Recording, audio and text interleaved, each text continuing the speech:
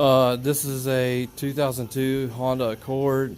It's got water leaking in the floorboard of the passenger side and the driver's side.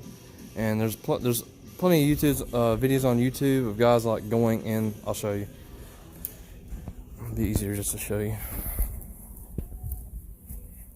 There's like plenty of videos of like people taking out this shit and getting up there and putting barb fittings and making this tube, extending the tube that's under there. I mean, there's plenty of shit in there. There's 4 tubes that run from the sunroof to drain the excess water out of the car. There's tubing that runs down the supports, whatever the fuck they're called. And I think it's like polyethylene tubing. The problem is it shrinks over time and it pulls away from the couplings. And down here it's just a rubber boot, and the tube goes inside the boot, and there's no hose clamp or anything. So as it shrinks, it just pulls away and just leaks into the floorboard. On this car, it's leaking into the floorboard, and I tried fucking around putting those tubes in, but I yanked on it trying to get some excess through here, and I think I pulled it. So I just went nuts and took the whole fucking roof off. This is probably the best way to fix it because you really don't know what's going on inside these tubes. There's some electrical here, but it's actually inside this, so it's not that much of a bitch to take the roof off. I mean, you just take off all the handles. You got to take off this. I don't know if you had to do this or not, but take off the seat belt.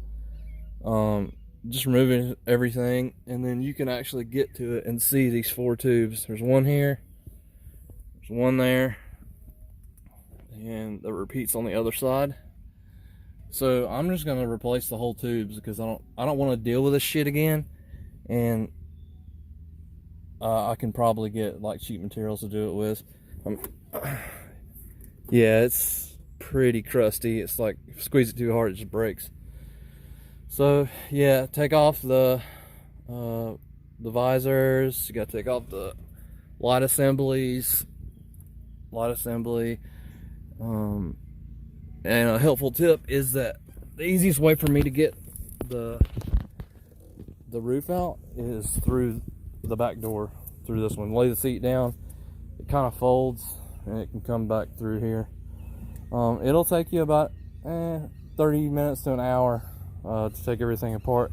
You'll need some Torx bits and to get all these handles off. It's a Torx, but I mean, you use a flathead, but it's a bitch, but just use a Torx. It doesn't take long with a little 12-volt driver. Get that out, get your tubing, and should be good. All right, good luck, guys.